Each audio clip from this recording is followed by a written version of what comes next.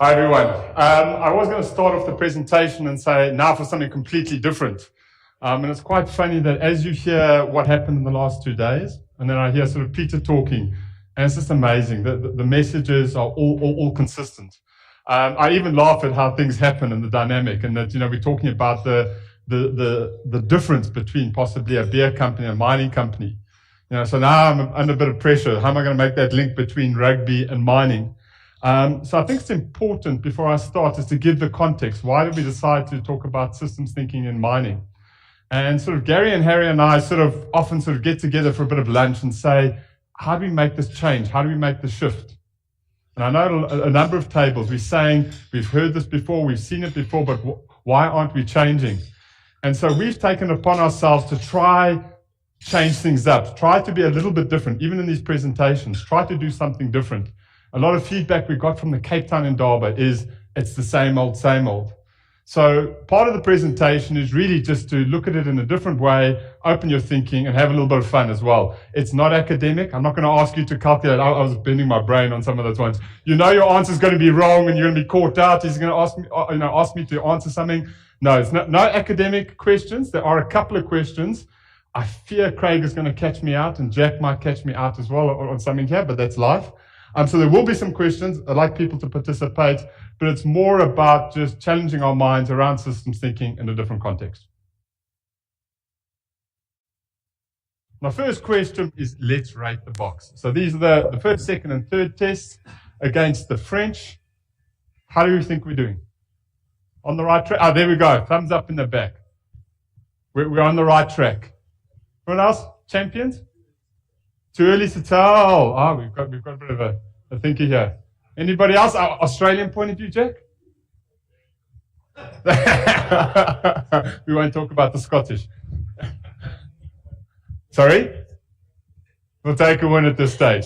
Now, interesting, I hadn't seen Peter's presentation, but it's quite interesting how often we make decisions on the latest data. But if we suddenly add what the last 6 performances were, Wales, Italy, England. Suddenly we've gone from 100% to 50%. Sorry, but I had to put something in context first. Please, I'm the worst person to watch rugby with. I love rugby, but I look at the system of rugby. So I love to go to the stadium and everyone's just cheering and throwing arches. It's not me. I'm actually looking at the dynamic. I like to look at the pattern. I like to look at different teams. That's how my mind works. Don't see it as unpatriotic. I'm as committed as anyone to all countries, not only this one.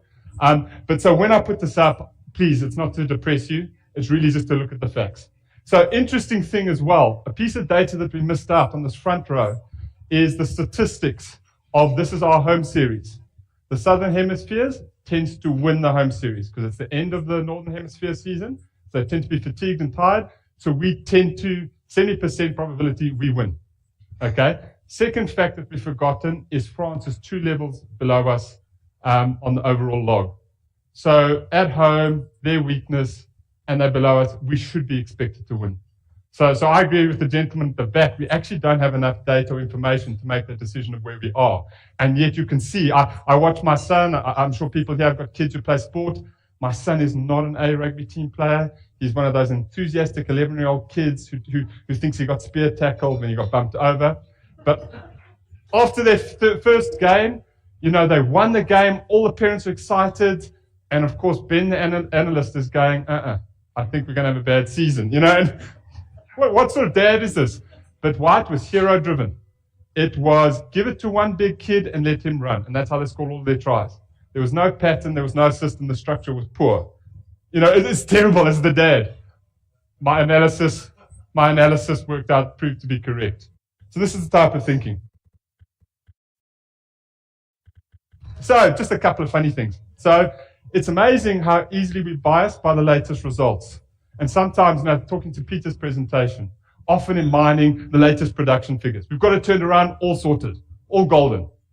Or we just fudge. If you're CEO, get a public or communications person and just put the stats in a different way.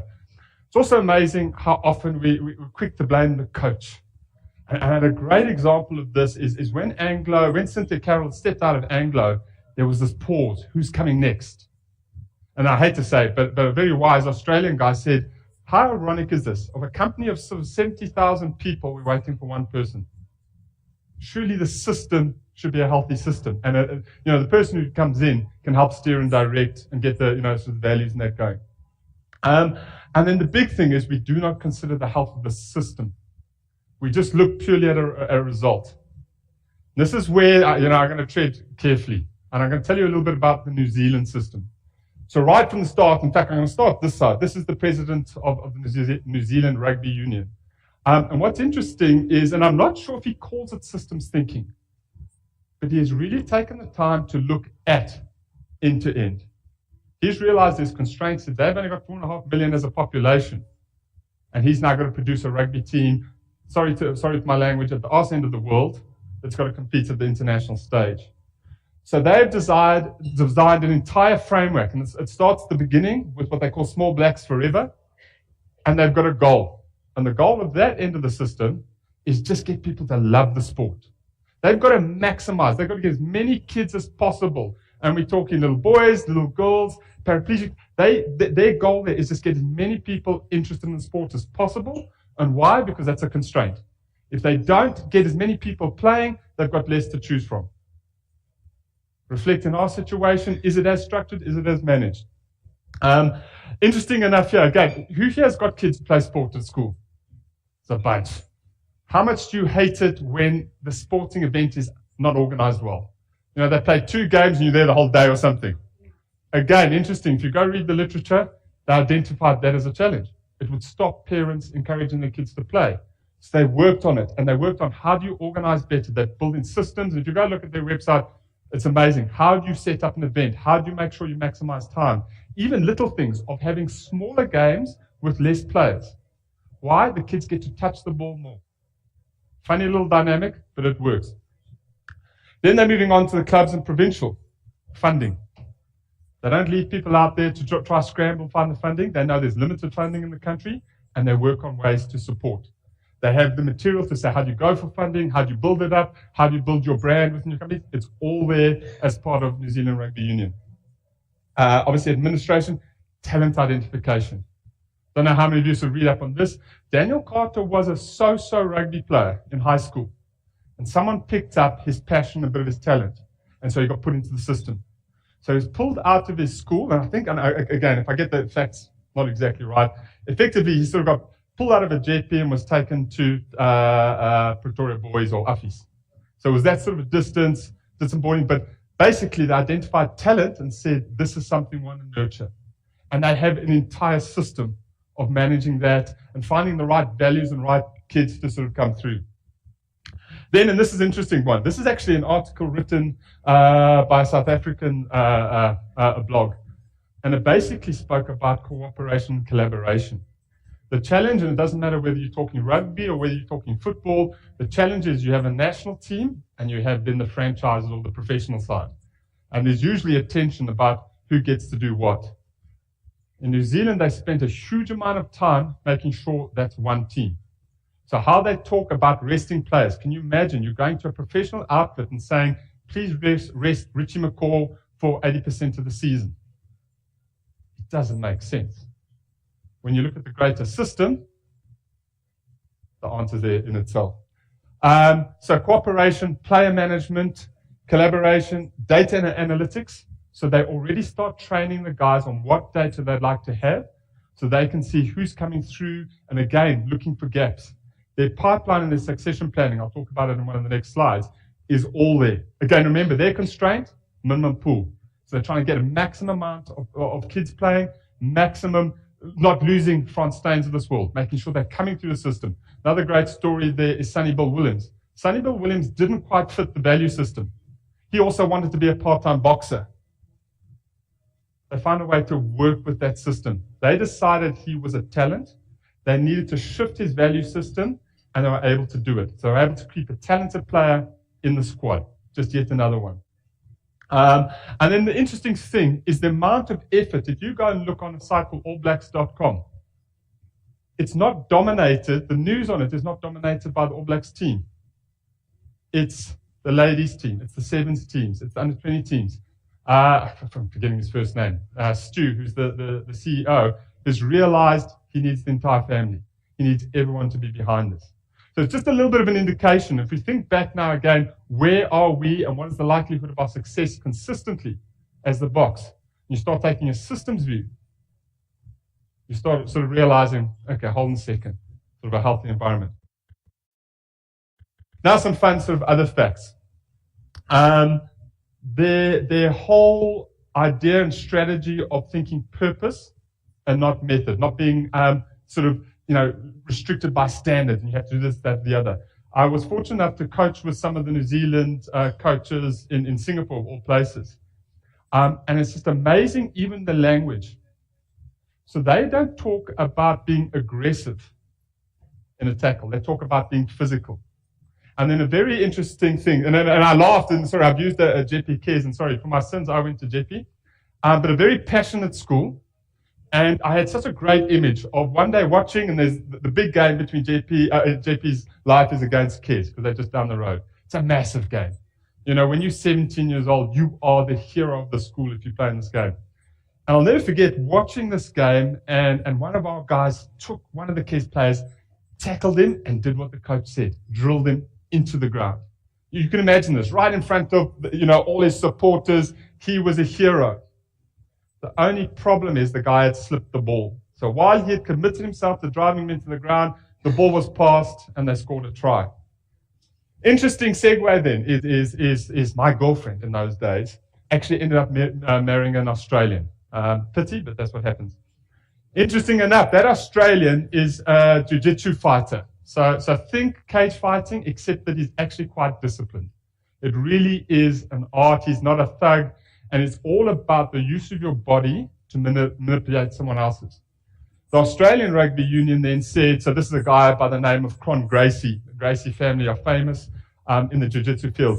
They brought Cron in to say, how do I change this thing? I want to tackle a person, but I don't want to drive him into the ground. I want to take him out of play and put myself back in play. And so what they started doing was learning techniques to use your body weight to flip someone, use the momentum, and get back up to your feet. Again, you can imagine in statistics, if you're training your players to do that, for a higher percentage of the game, they're back in the game. If you go look at the statistics of how often those players are stealing the ball and how that equates to victories, direct correlation. Now, and I just jokingly put it out there, is that for too long in our system, we've been driving a process of the enforcer. Smash through the ruck. And it's not a thinking game. It's not thinking the purpose. It's just, that's my job for today. Next thing, technology. I don't know, it's interesting. I thought everyone's seen this, but some people haven't. I don't know if you've seen on rugby jerseys nowadays, there's a little pouch in the back. Now, interesting, just so you know what the story is about that. So back in 2003, Clive Woodward wanted to get more statistics and wanted to do more analytics about his team and the opposition. So he approached a company called Prozone, and he said, I've seen you do this in NFL, and I've seen a little bit in soccer. We see it in cricket. I want this type of analytics. So he put it in, and lo and behold, they win the World Cup. I think there were other factors at play, but anyway, Jake White sees this. He says, I'll have one, thank you. Just to give you a little bit of an indication of what happens, they put a bunch of high-definition cameras up in the top of Ellis Park and Loftus, and they film the detail of the game. Straight after the game, my friend Dale Jackson and an army of people go and literally in those days point measure the entire 80 minutes of the game. 72 hours later, they now have some analytics. Now, why I sort of bring it up, the funny thing was the first time they brought it up, they had the data. And of course, typically, they said, okay, what now? And so it was being able to understand what are the reference points, what does this data mean, what drives success, positioning play. And Jake started realizing statistically where the game needed to be played, and then also started being able to do some analytics of when I put X person under pressure, they kick. The average kick is this length. So you could dynamically anticipate how the game was playing. So again, if you can think of your probability curve, you're shifting. Remember, this game is about small percentages, constantly shifting. Now, the other great story about this is from 72 hours and very expensive kit that we invested in. Literally within 24 months, someone said, put a GPS in the back of the guy's shirt. and just run the algorithm. It's ready within half an hour. That is where you've got to be, careful on technology. Interesting enough, and I didn't know this until I did a little bit more reading over the weekend. Do you know the problem? What they're lacking at the moment now is they'd love to have the opposition's GPS data, and then the latest one is they want a GPS in the ball. So it's proximity to the ball which becomes important. So there's a discussion with the IRB about putting a chip in the ball. So these are the types of conversations. This is where I get to where Jack and Craig might jump in. So lessons from my Garmin.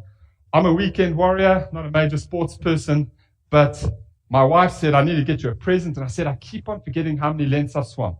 So I don't know if I had a great swim or a terrible swim. So she got me this watch. Okay, and so I don't know what, the Garmin something. But anyway, you go online and you get this dashboard. Seems impressive. Wow, I'm really going to get good now. The problem is, and this is where I've got a challenge, just by a show of hands. So everyone know heart rate.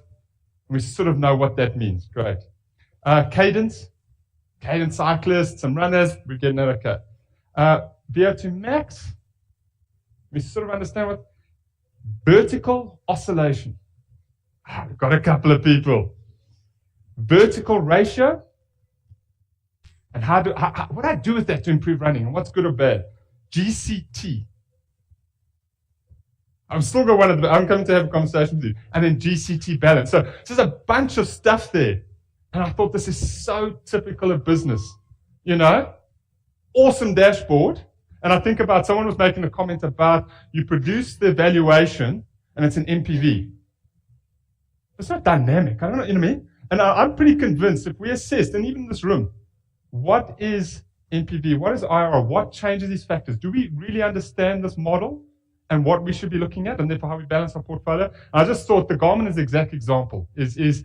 I'm not sure it's making me go any faster. It's an awesome picture. Looks wonderful. And then the one little thing for the people you can tag, your ego can really get a boost if you're half good. And you can tag specific segments and measure yourself against other people in the world.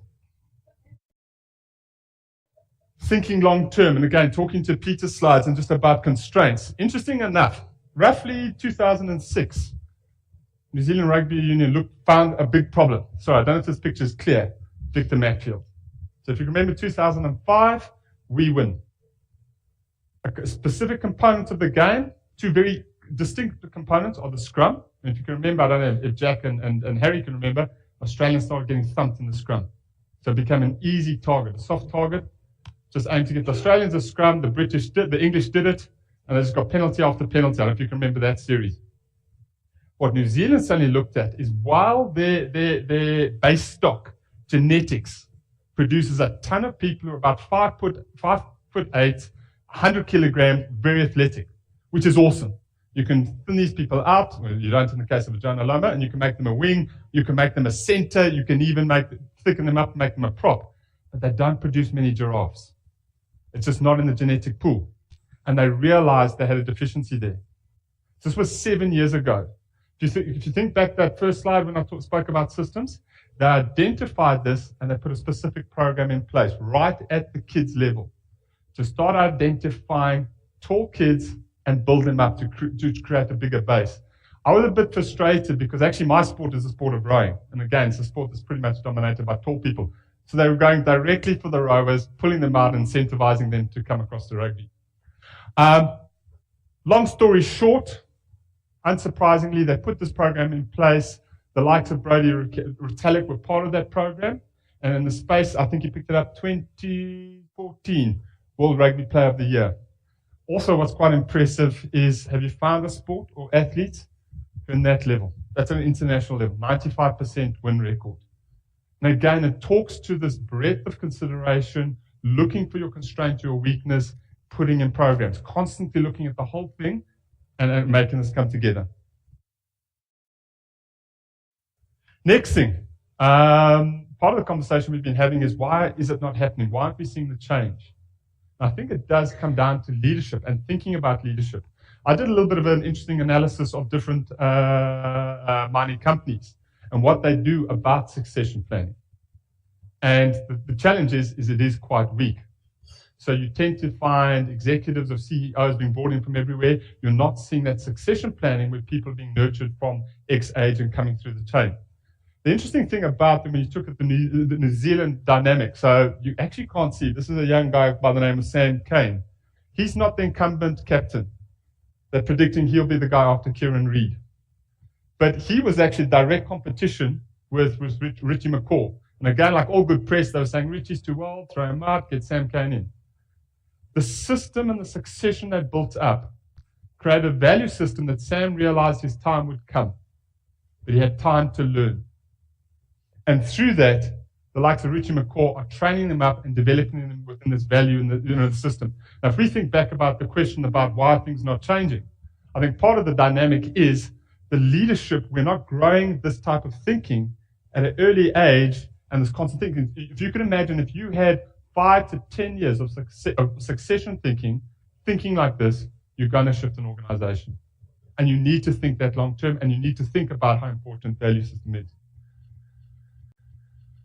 Just some other quick points to the end. And that's what I loved about. I thought it was going to be completely different. And yet, when you look at some of the last points that Peter made, there's obviously a correlation. Set long-term goals. Conclusion is obviously 2011. Then there's also an interesting thing here is that clarity of purpose across the organization. So I think that's where there's a challenge at the moment in a lot of our mining companies, is really trying to be very clear what we're trying to achieve and how. I like also the aspect of mini goals. There's some really interesting reading you can do on change management, where they're sort of saying it's great, and I forget what that process is called for a second now, but they actually say if you wanted everyone here in the room to get fit, we mustn't tomorrow say go run the comrades, because it's just such a big challenge that if you go run 10Ks today and 10Ks tomorrow, it's a big challenge. So about day 3, if you don't feel like it, you don't. And then you feel guilty, and it just becomes a negative spiral. This guy at Stanford University, he said, every time, it sounds funny, every time I go to the toilet, I'm going to do 1 push-up. Not in the toilet, afterwards. Okay. And I'm going to reward myself. It's easy. It's 1 push-up. And I go to the toilet often. And by the time he was giving this talk, he was doing 50 push-ups a day. Because you just done small increments, little goals, triggered by something, and celebrating it. As a method of change, sometimes we try to go from not thinking systems thinking to jumping into systems thinking, versus trying to find little adjustments, slowly but surely tracking. And I quite like that aspect. Solid leadership, and a very interesting one, sharing responsibility.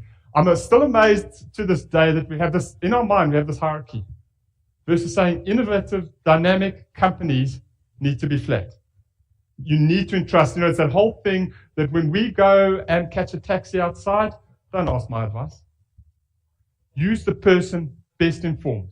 And create that dynamic. Someone has to, at the end of the day, give the speech to the commentators and say whether you're kicking for the post.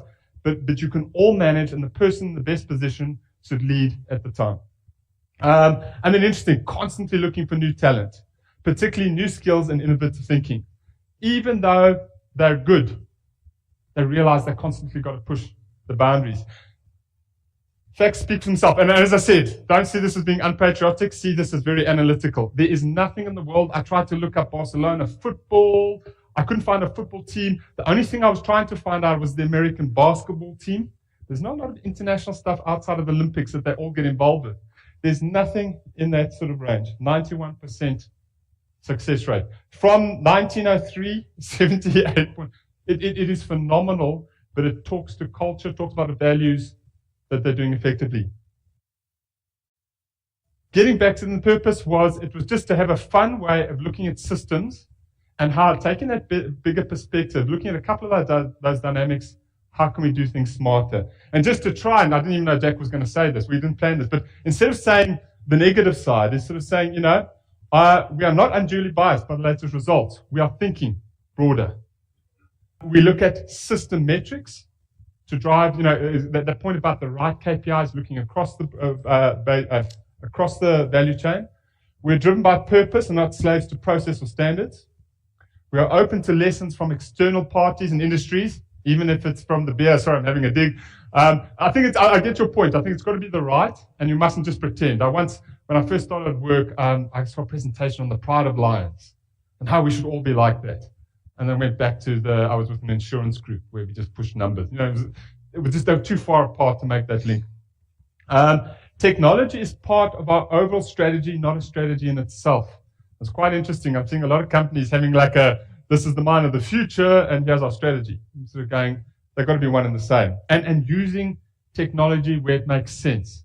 I've got to share that story. I assessed a mine. It had 1,000 pieces of technology in its pit. And I'm not exaggerating, 1,000 pieces of technology in its pit, pinging all sorts of data. I'm not convinced we used half of it. We don't produce data and dashboards that don't drive action. We have a view on how technology will change and can adapt. And I think that's very important, is that if you think you're going to guess the technology now and you're going to be right in 5 years' time, you're going to get a quick wake-up. And then we have clear leadership succession plan to ensure sustainability of our value and our strategy. That in a nutshell was just the point of the presentation, was to have a little bit of fun looking at systems thinking from a different perspective. Thanks.